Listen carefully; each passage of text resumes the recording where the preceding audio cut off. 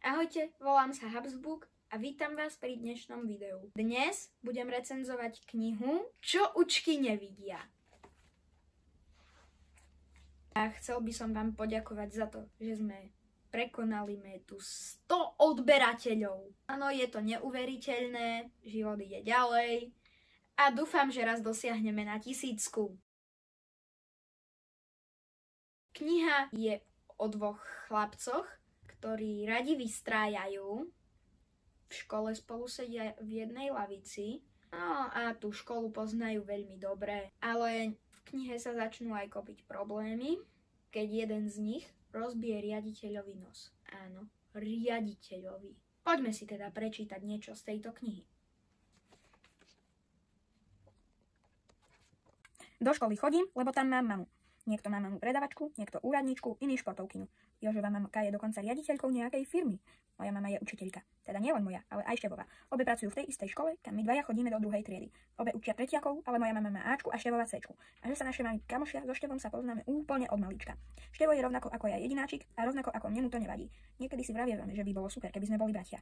Akurát, že si nevieme vybrať, ktorých rodičov by sme chceli, lebo ja ľúbim tých svojich a Števo zas tých svojich. Vecko je pri naháňačke najlepší dom, aspoň keď tam nikto nezavadzia. Každý útorok popoludní viedla mama krúžok šikovných rúk. Musel som tam sedieť s ňou a musel tam sedieť aj Števo, lebo ja som musel každú stredu sedieť na krúžku jeho mamy. Ibaže krúžok jeho mamy bol oveľa lepší, lebo teta Erika učila deti kresliť na počítači. A keďže sme my so Števom vraj na tieto veci ešte mali, teta Erika nám vždy dovolila hrať hru. Najradšej sme mali preteky na autách. Jedinou tetinou podmienkou bolo, že nesmieme vyrušovať. U mojej mamy to bolo iné, tam sa vždy niečo vyrábalo a lepilo a strihalo. Niekedy ma to bavilo, inokedy menej. Keď ma to bavilo úplne najmenej, vtedy som chodieval veľa na vecko. A keďže ešte kamoš chodieval so mnou. Poďme pozrieť, či nie sú otvorené dvere na školský dvor. Navrhol som, keď sme sa raz znovu vykradli na vecko. Mama s tým svojím krúžkom skladala papierové skladačky, nejaké čudné japonské, vôbec ma to nebavilo. Lepšia by bola telocvičňa, vymyslel Števo. Naposledy tam bola zábava. Dobre, mykol som plecom a vybrali sme sa tam. Lenže na chodbe sme zahliadli kikiriki a obaja sme sa zháčili. Myslíš, že vieš, že vtedy, veď vieš, že sme to boli my? Neviem, zachmúril som sa, ale okolo nej určite nepôjdeme. Dobre, súhlasil Števo. Obrátili sme sa a rozbehli sa preč. A potom neviem, ktorý vyhlásil súťaž v behu a zrazu sme obaja trelili po chodbe a Števo sa zase rozplesol na zemi na tom istom mieste ako naposledy. Myslel som, že sa od smiechu pocikám. Rozbehli sme sa, znovu Števo chytal a ja som splašene utekal, len aby sa ma nedotkol. Máš to? Plesol ma po chrbte. Naštvane som zabrzdil a rozbehol sa za ním. V zákrute trochu pribrzdil, lebo sa nechcel zase rozpleštiť a to som využil. Máš to? Dotkol som sa jeho ramena. A kým sa stačilo obrátiť, trielil som ďalej. Mal som to vymyslené úplne perfektne. Chcel som využiť čas, kým sa Števo znovu rozbehne. Ako namydlený blesk som letel po chodbe, prudko som zabočil do ďalšej chodby a v plnej rýchlosti som vrazil do dverí chlapčenského záchoda. Dvere treskli a chodbou sa rozľahlo zaručanie, z ktorého mi vstali vlasy duplom. Au!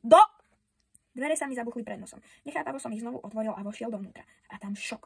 Predo mnou stal riaditeľ. Držal si nos, oči mal zavreté. Na okamih, ako by sa zastavil čas. Riaditeľ vraštil tvár, no pod obrovskými prstami nebolo vidieť, spod malička mu však pomaly vytekal pramienok krvi.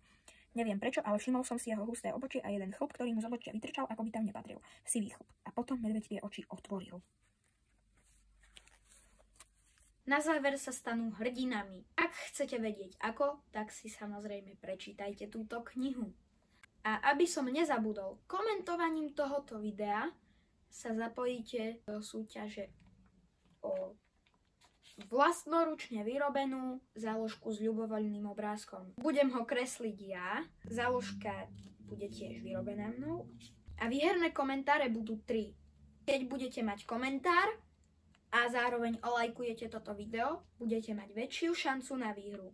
Toto je z mojej strany všetko, budem sa na vás tešiť pri ďalšej recenzii. Ahojte!